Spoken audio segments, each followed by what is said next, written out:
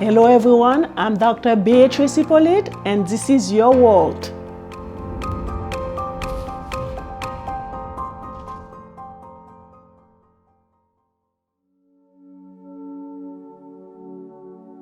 Hello everyone, welcome back to a brand new episode of Your World with Dr. Beatrice Hyppolite. Today we're gonna have a very great show.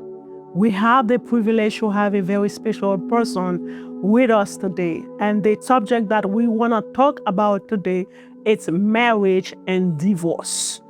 And without further say, I want to introduce to everyone watching or listening, Reverend Dr. Captain David Graham. Thank you very much. Welcome. It's a pleasure to be here. Welcome to the show. Thank you. So I know this subject is a subject that is very close to heart, and it's a subject that you kind of like invest into, and you really show a lot of interest into that subject. Yes. You know, for somebody who's been married for over 34 years, you know, so it's quite a long time. Yes. So walk us through it. What is marriage? And further down, we're gonna address what is divorce, why people get married, why people get divorced, and so the mental challenges or impact that goes along with that. Well, you see, marriage is a beautiful thing, number one. It's a lifelong thing, number two. And the thing about it is, people meet people. Men meet women, women meet men. And there is a desire, there is a want to get to know each other. And when we grew up years ago, you know, we were taught the importance of friendship first. So there was a thing about dating, and you had to date each other. And after you date, then comes courtship. And within courtship, then comes the thoughts of getting married, because they get to find out that they can deal with each other. They know each other, they love each other, they know that things are clicking between themselves. And if there was any incompatibility, so they will sort it out. They can, and they know how to sort it out. The thing that comes with that too is very important. Friendship should be number one, because even within a relationship, a marriage, there is supposed to be friendship. And that friendship then lasts a lifetime. It's a lifelong thing. So the importance of marriage is to know that we want to do things together forever, for a long, long, long time to come. And the thing about it is, marriage equates with God, who has a covenant with his people. So therefore, when you are thinking about getting married, it's also a covenant that you are building between both of you all. And that covenant is very, very sacred. See? So this is why, before they don't do it now, but this is why it is so important to wait until you get married to start doing the things that God has equated us to do in marriage. And after you get married, then it is so important that you do what you have to do after you get married. And this is how families are formed. This is how children, come. And the beautiful thing about man and woman, husband and wife, sharing the responsibilities of taking care of the child and feeding the child even at 2-3 o'clock in the morning and things of that nature. So that is marriage. And that is how people look forward to getting married. When you look forward to get married, it's not only about the sex part, but it's about the intimacy. It's about the sitting in the chair together. It's about watching a show together. It's about holding hands. It's about taking a walk together. It's about, arms around each other. All that comes within marriage. But that also comes with, let's grow old together. Let's take care of each other together. So all of that is marriage. Mm-hmm. Okay, so now we get like a clear understanding Yes. of marriage. Yes. And can we have a clear understanding of divorce as well before we got into the questions? Ooh, boy. Well, divorce is something that God never intended for a marriage couple to go through. And what God wants a married couple to do is to work out their differences as the best they can. Mm-hmm. Now, divorce, if the man or the woman goes and have a relationship with somebody else and goes to bed with somebody else, that is grounds for divorce. But God never intended a couple that He brought together, that He put together, to split and walk away from each other. I've noticed that you only mentioned infidelity as one of the serious cause for divorce, but there are many other situations that can be also considered for divorce. If I'm in a relationship, where I'm being beaten mm-hmm. or being treated in a way that is not acceptable. Mm-hmm. So I think, so as a woman, I am entitled to consider not to stay in that relationship because I was married, to not, like you describe, all the things, all the good things mm-hmm. that comes along with marriage. So if I got to a point and I'm not benefiting any of the things that you mentioned prior, then what's the point for me, to stay in a marriage where I'm being treated less than what I was supposed to? I am being called ugly. I'm being called name. I'm being treated very like not a human being. Mm-hmm. So I'm in that way, myself or anybody dealing with a situation like that is entitled to say, yes. What, let me call it out. And the other grounds for divorce is also abandonment. And that can fall under abandonment, because the thing about it is, if a man starts treating a woman like she's dirt, he walks away from her, he comes back, he beats her, he calls her names, she suffers emotional breakdowns, right? He does not take care of her and things of that nature. And at any given time, he can come back and strike her to the point and kill her. That is not an environment for her mm-hmm. to stay in, mm-hmm. right? And that is grounds for divorce also. Mm-hmm. You see? And it goes vice versa. And it goes vice versa. If a woman do it too, not only the men. Mm-hmm.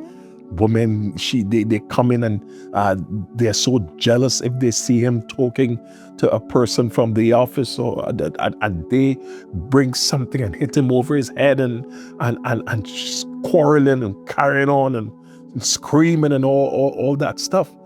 That's a relationship that he cannot stay in. Yeah, because you get into a marriage relationship to grow, to prosper, to grow, to flourish, to grow, together. Yes, but if you got in a situation where you say, hey, what I signed up for, it's a different ball game, by all means. So you cannot, and you should not allow anybody whatsoever to treat you less than you were supposed to. Now, the thing about it is, see, that type of abandonment, because there are certain things you do in a marriage, right? Mm-hmm. And that is to prosper each other. Mm-hmm. Once you are doing the reverse, then you're wrong.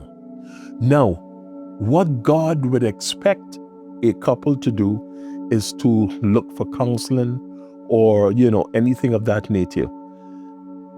If that person still continues carrying on that abandonment to his wife or the husband, then it's grounds for divorce. Now, is what comes after that. You see? Now, the thing about it is, when you are married, and if a person gets divorced, sometimes that person feel that they can go and remarry again and sleep with the other person, right? But the thing about it is, as long as you see you have a spouse and that spouse is still alive,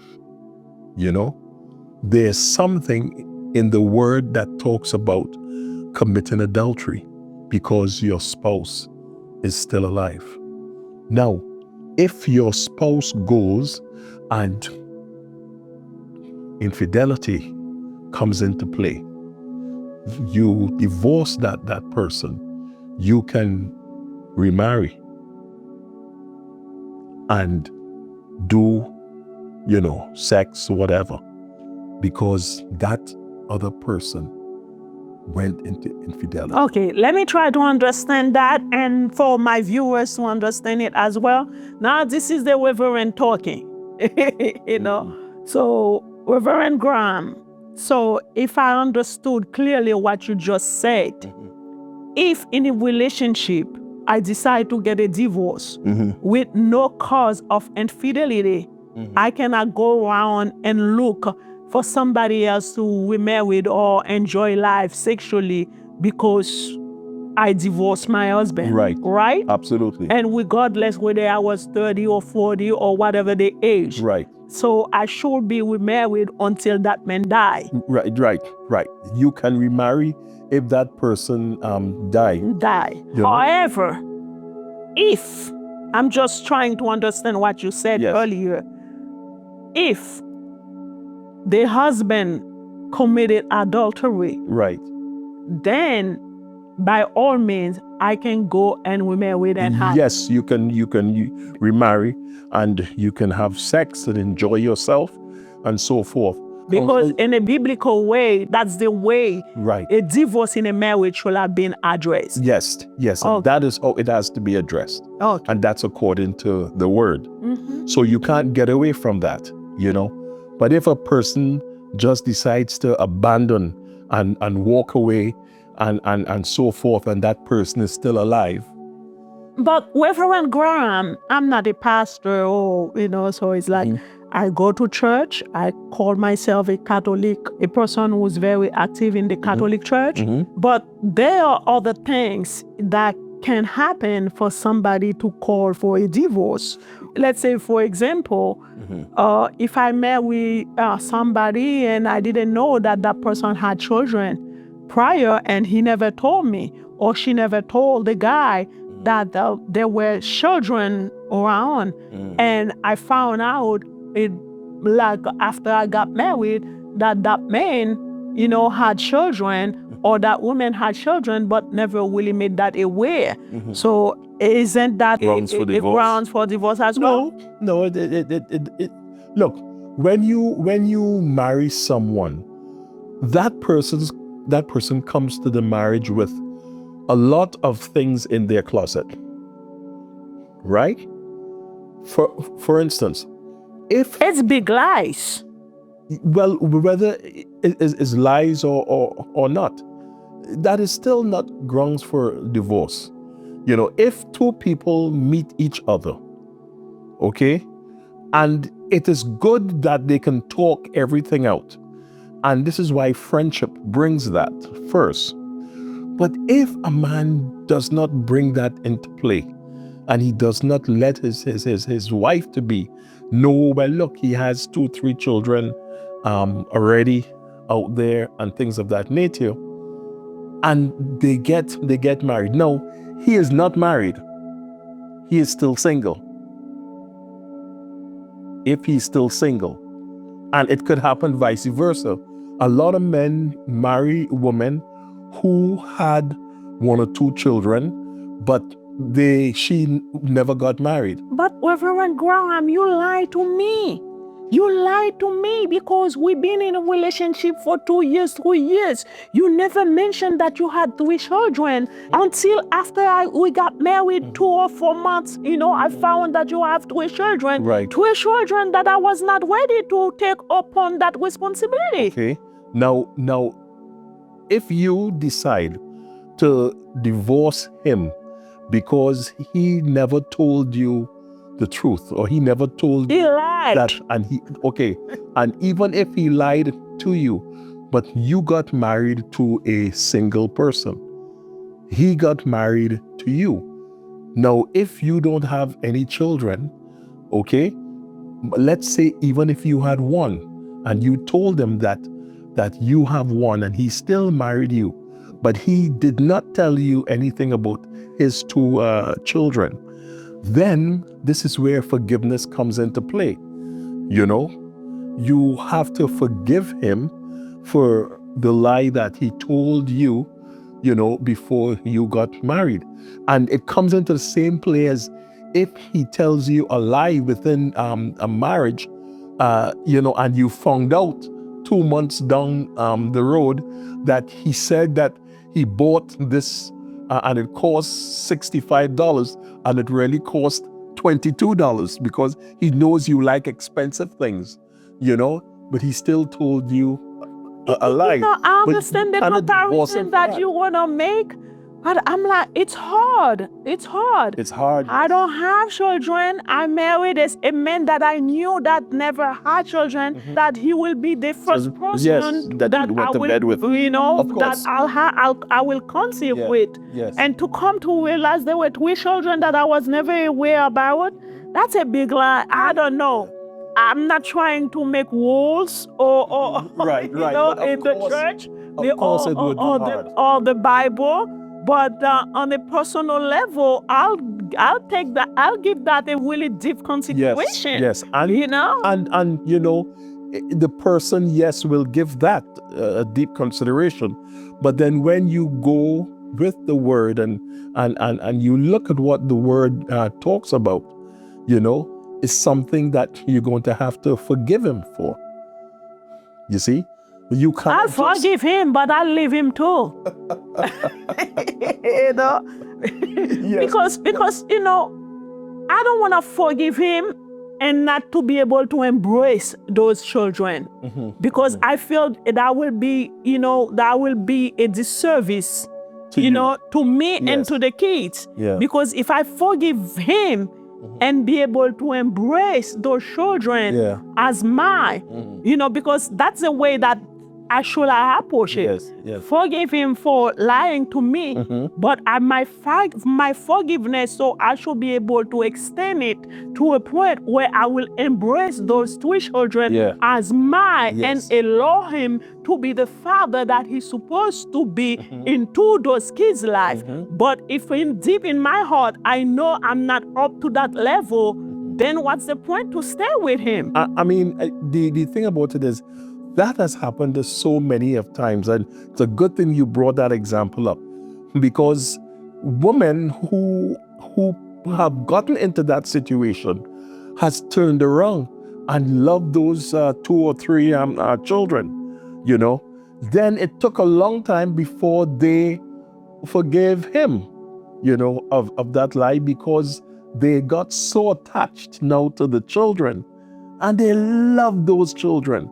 And eventually, because of loving those 2, 3 children that he lied to you about, then he becomes acceptable as time goes by. And that comes as what I just said before. But if it was the other way around, the game will have changed. If it was him who had found that, the lady. So it's like, in a way, society had given, men way too more freedom, to do things, a certain way, and form women to carry themselves a certain way. I always seen that as being unfair. It has always been like that. Now, the thing about it is, that's his excuse to leave you and go and marry another girl. And society will turn and say, yeah, he's right. She should have. That has happened. Then myself, I will not make it an excuse. I'll make it my right. But to leave him. You lied to me. You had 3 kids. You never told me. After we got married 2 months or 3 months later, you're going to feel comfortable to bring that on the table. I love you, but I love myself more. I'm sorry. And I respect the Bible. I respect the principle, but God gave me a life that I must cherish and love. If I know that taking that baggage gonna bring a lot of anxiety, stress, and down the road bring me into a depressive stage, Mr. Graham or Reverend Dr. Graham, I'll call that marriage a quit. Well, I mean, that is up to you personally, but what the Bible would expect of you to do is to forgive. And allow the marriage to blossom, and so forth. Because when we marry people, the thing about it is, it takes a lifetime to get to know that person. It takes a lifetime because you marry someone, there's so much baggage in their closets. And the thing about it is, ever so often, something falls out. And when that thing falls out, it shocks you. But I never knew that you could behave like that, and it comes out. And then you now have to say, oh boy, well, you have to deal with it now. And you have to turn and forgive that person because you never knew he would get on like that. Or she would get on like that. You see, so it equates to the same thing, but you just don't pick up and leave him or leave her because they did that. You have to just learn to forgive them and you keep going. Talking about divorce. Yes. So we'll get back to marriage because marriage is a beautiful thing. And for those of you who are married out there, I encourage you to stay married. So if there is any issue, like Dr. Graham just mentioned it, so try to seek therapy, to kind of save that marriage. And those of you who are not married yet and want to be married for whatever reason or afraid, please don't. Because you're not allowed to live your life in any kind of way. So I'm not saying for people, if you feel that single life is the best life I always feel that single life is the best life ever. So if somebody wanna be single, hey, by all means, that's the choice that you make. Yes. So it's like, but at the end of the day, so it's like, if you choose not to get married just because you're afraid, please don't. Because, in marriage, there are a lot of craziness. There are times that you feel like killing that wife or killing that husband. Yes. But at the end of the day, you're still gonna feel consideration and love for that person. And I, even in my marriage, I many times have been saying, wow, I didn't know that she would behave like that. And oh boy, that menopause, boy, is doing. And I said, wow. But the thing about it is, I have learned and I'm learning, and a lot of men need to know that they just have to learn to and just try to work along as best as you can. And that is how a marriage grows. And then there will always be little pockets.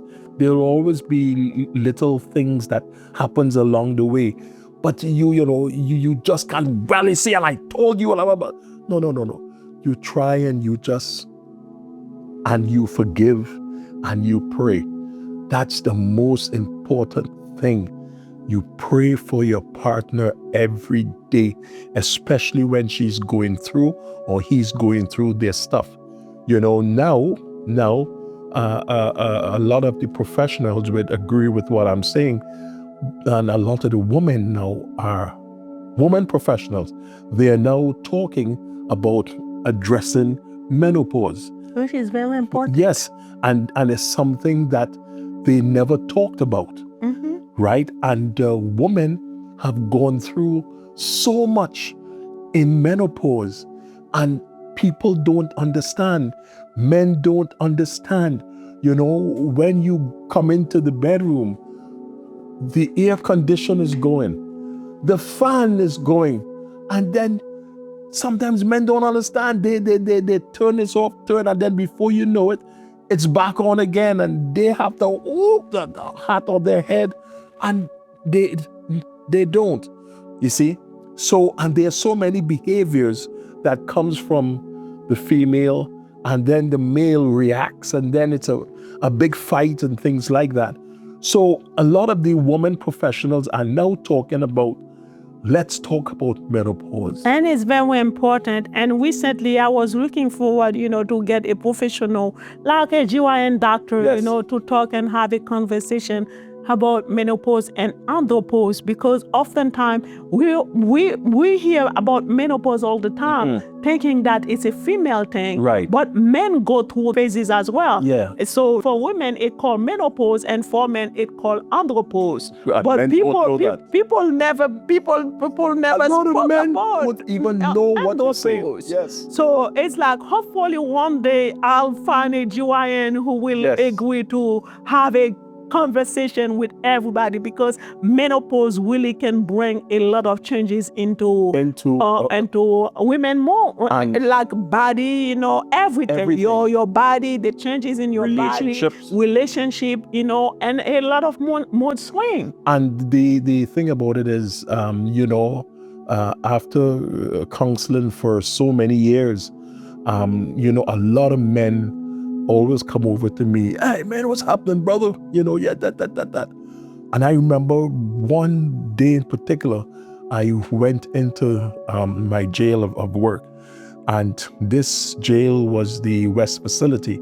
And I remember I went there and so forth, and this brother came up to me and he said, "Hey Graham, oh man, I don't know what to do, man." He said, "I went home. And when I went home, man, the wife was that. She's in that what do you call it? Menopause thing." And he said that I work here with these men in jail, and I have to put up with so much. And then when I go home, then I have to put up and that. He said, "You know what I did, bro?" He said, "I just went upstairs to the attic, and we have beds and up there, and I slept up there. I just could not, And then I had to tell him, I said, "My brother, you have to try and understand, just, and you did the right thing, And then when it calmed down and it gets quiet again, then you go back and you try to, consecrate the relationship again. You try to talk to her or whatever, and you just keep trying, and you gotta keep praying every day." And he is not the first person that came up to me and told me that. Of course, it's a big issue. I'm not a professional in the area, so I don't want to have a conversation about menopause, because I don't want to misguide people or provide with the wrong information. But I know, so the changes like in the women bodies, so and emotionally, some of them can really behave, can really take a toll, in the household. But one thing that I will recommend for those men who tend not to understand, because they're like, "Oh, all of a sudden my wife changed, and all she does is talk or complain about every single thing." So if you've been with that person for 10, 15 or 20 years, that person was not the person that you've been here for 15 years or 20 years. So instead of complaining or try to avoid having a conversation or address that person's needs, it's like it's not helping. That can aggravate the person more, or the situation even more. Of course. It's like, if you have your partner or a wife, and you think that, hey, this is not the way that she used to behave, and you notice. And menopause used to be like something like, like when women turn 50 or, like or 60. Nowadays, it's no longer that age. Yes, it's I know lower now. women who entered that phase, Yeah. in the 40s. in the 40s. Yes. I remember, the last person, the youngest person I ever known who entered that phase was 35. Ooh. So it's like it's like we have to understand the women in our lives as men. Yeah. And if any change, instead of trying to ignore the person, try to have a conversation. And if you have to go and sit, with, some, like a professional, do so. Sometimes, it's like, like going to a GYN doctor with your wife or your partner. It's not, many men will say, oh, that's a women thing. No, Yeah. because at the end of the day, if you try to understand your partner or your wife's body, how she's going through things, that will help their family, in a whole. So let's get back to divorce. Yes. So if you were to give us some information about, for the most part, who normally initiate divorce? Well, studies have shown that the woman. Okay. The woman has shown that, and it has shown that 65 to 70% of women are initiating divorce. Now they're saying that within college women, it's about 90%. That high? Yes, that high. And that is what they're saying. Among college educated couples, Wow. it's about 90%. And there are a lot of reasons for that. And a lot of the women today, they're talking about they're not equally yoked. And I mean, when I say they're not equally yoked, I mean that women, they go out, they work, and then after working, they have to come in and they have to clean the house, and they have to see about the children, and they have to cook, and they have to make the children lunches for the next day. They have to bathe the children. They have to put the children to bed. They have to sing the little song and stay with them until they go to sleep. And the men used to say that, my wife is the last person to go to sleep at night, and she's the first person up in the morning. All of those things that you just mentioned that women normally do, where are the men? And that's a very good point. And the thing about it is, if men also were to share some responsibilities, and it will make it easier. And a lot of the women who file for divorce and all these things is because of a lot of her needs not being met. She is doing most of the work, and typical guys, they come in and they just sit, they kick off their shoes, pull off their socks, they just drop it right there, and they sit because the ball game is going on or the football is going on. They go, they get a beer, they drink, they leave everything right there. She has to come and clean up your mess. And as a matter of fact, after a while the game, they drop to sleep, and they said she has to come and wake you up and tell you go to bed. So in essence, after putting the children to sleep, she has to come now and put you, the husband, to bed. So this is some of the things that a lot of women go through. When children come, the men, if the child passes the wind or dirties the diaper, I can't take that. Come and clean. They have to leave whatever they're doing, come, clean, put the child back on the father's lap, and then they got to go back and then deal with the washing or the cooking or whatever the case may be. So all of these things women have to go through. It's very emotional, you see, and then that emotion gets on them so much. And that's why some women begin to go into mental, because it is so much on them, and then they have to go and get up early to prepare the children for school and go to the bus and then go to work. And it's a lot for one person. And I feel like in a relationship where the husband is behaving as such, Right. it's not really helping. Yes. Because so bear in mind, Dr. Graham, if let's say for example, you are dealing with a household with 3 kids or 5 kids, regardless of their age.